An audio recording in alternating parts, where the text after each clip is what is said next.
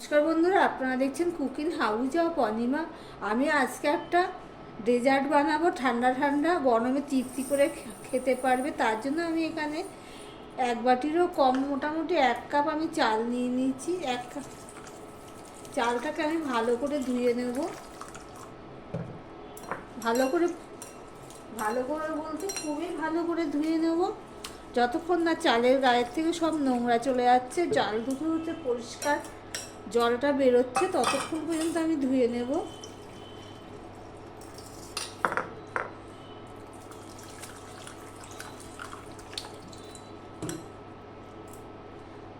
গরমে পুরো ঠান্ডা ঠান্ডা রেসিপি, অতিথি আপ্যায়নেও এটা খুব ভালো লাগবে। যাকে দেবে সে খুশি মনে খেয়ে নেবে। দেখো, জল পাল্টে বারে বারে আমি ধুয়ে নিচ্ছি, যতক্ষণ না জলটা পরিষ্কার জল না বেরোয় ততক্ষণ পর্যন্ত আমি ধুয়ে নেব।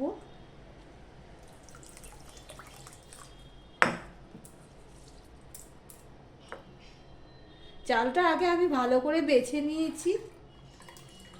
এবার এই চালটার মধ্যে আমি একটু গরম জল দিয়ে দেবো।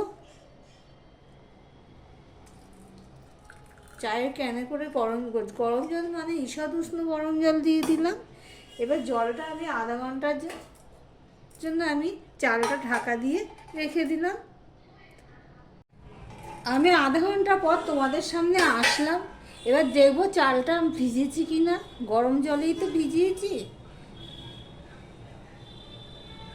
দেখো, ভেঙে যাচ্ছে, চালটা ভিজে গেছে। এবার এই চালটা আমি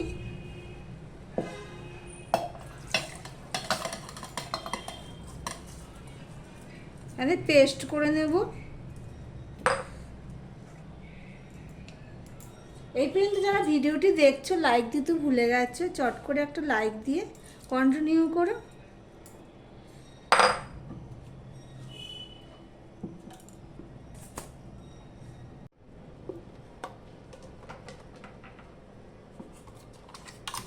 জলটা একটু বেশিই পড়ে গেছে, একটু দানা দানা হবে, তাহলে খেতে ভালো লাগবে। ঠিক এরকম দানা দানা হবে, তাহলে খেতে ভালো লাগবে।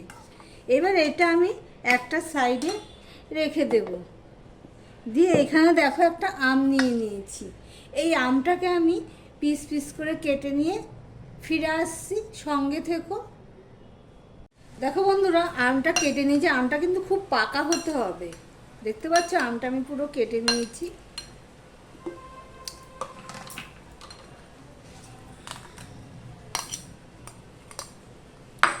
এবার আমটাকে আমি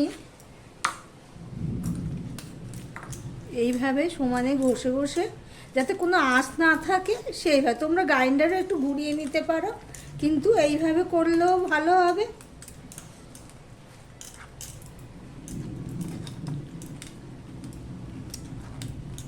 এই পর্যন্ত যারা ভিডিওটি দেখছো, লাইক কমেন্ট শেয়ার করে দিও।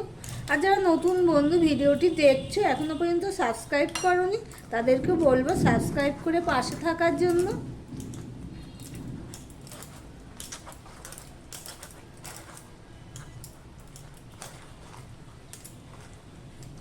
দেখো বন্ধুরা, ঠিক এরকম হয়েছে। এরকমভাবে আমি পুরোটা করে নিয়ে ফিরে আসছি, সঙ্গে থেকো। বন্ধুরা, একটা কড়াই বসিয়ে দিয়েছি, গ্যাসটা অন করে দিয়েছি, অল্প একটু জল দিয়ে দিলাম। এখানে আমি প্রায় 600 ml মতন দুধ নিয়ে নিয়েছি, সেটা আমি দিয়ে দিলাম।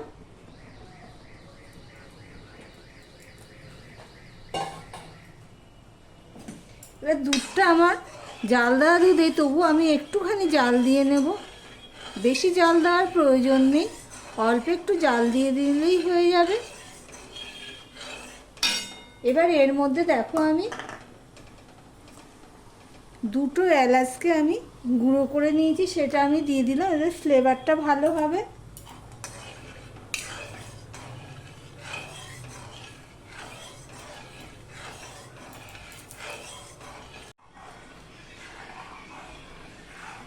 দেখো, দুধটা জাল পড়ে গেছে, ছোট করে দিয়েছি।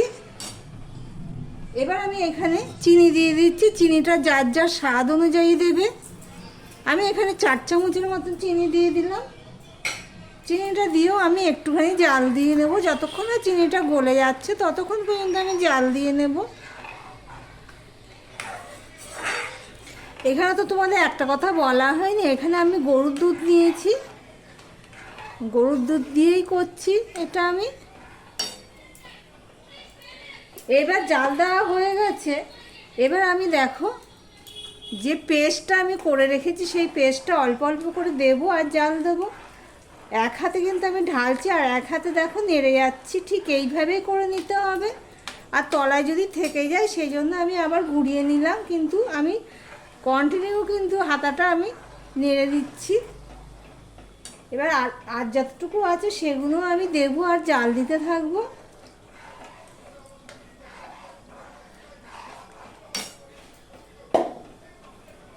দেখতে থাকো বন্ধুরা। এবার আস্তে আস্তে কিন্তু এটা ঘন হয়ে যাবে। যেহেতু গোবিন্দভোগ চালটা পেস্ট করা রয়েছে সেই জন্য এটা আস্তে আস্তে ঘন হয়ে যাবে। কিন্তু এটা আর জাল দিয়ে এবার হাতাটা কন্টিনিউ এরকম করে নিতে হবে, কেননা না হলে তলায় লেগে যেতে পারে, দলা হয়ে যেতে পারে। দেখো বন্ধুরা, এবারে কিন্তু আমি গ্যাসের ফ্লেমটা কিন্তু একদম ছোট করে দিয়েছি, নাহলে ফুটো ফুটো চারিদিকে ছিটে পড়বে, গায়েও পড়তে পারে। এবার মিষ্টির স্বাদটা বাড়ানোর জন্য আমি দিয়ে দিচ্ছি 1 চিমটে নুন।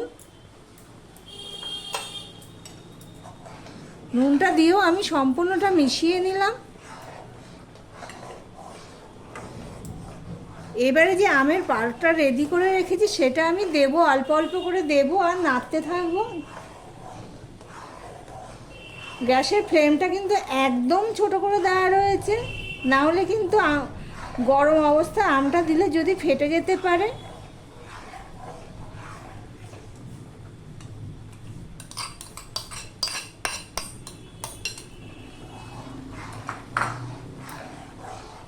এই আমটা দিয়ে 2 মিনিটের মতন আমি ফুটিয়ে নেব। দেখো বন্ধুরা, আমটা দিয়ে আমি 2 মিনিটের মতন ফুটিয়ে নিয়েছি। ঠিক থিকনেসটা এরকম হয়েছে। এবার আমি গ্যাসটা অফ করে দিলাম। এবার আমি ঠান্ডা হওয়া পর্যন্ত আমি অপেক্ষা করব। দেখতে থাকো বন্ধুরা। দেখো ঠান্ডা হয়ে গেছে। এবার আমি এগুলো একটা কটা বাটি নিয়ে নিলাম।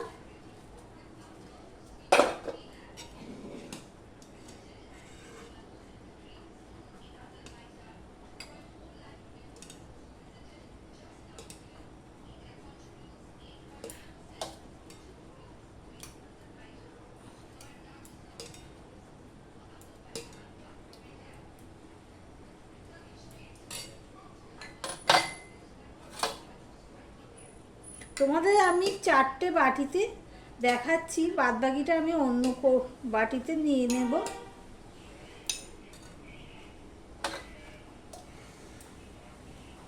চারটে বাটিতে আমি নিয়ে নিয়েছি, দেখতেই পাচ্ছ।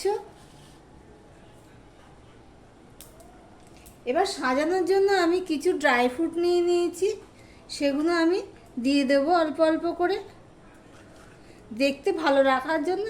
সম্পূর্ণটা অপশনাল এটা।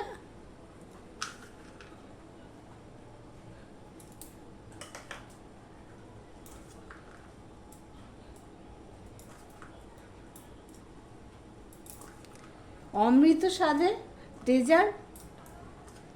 এটা আমি 2 ঘন্টার জন্য আমি এবার এটা ফ্রিজে রেখে দেব। দেখো বন্ধুরা, আমি আরও 2টো বাটিতে এটা ভরে নিচ্ছি।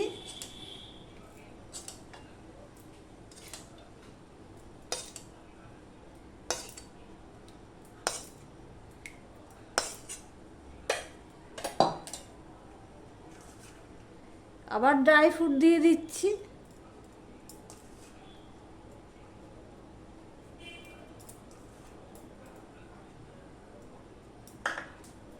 ওগুলো তো ফ্রিজে রেখে দিয়েছি। এবার এটাও আমি ফ্রিজে রেখে দেব। 2 ঘন্টা পর ফিরে আসছি।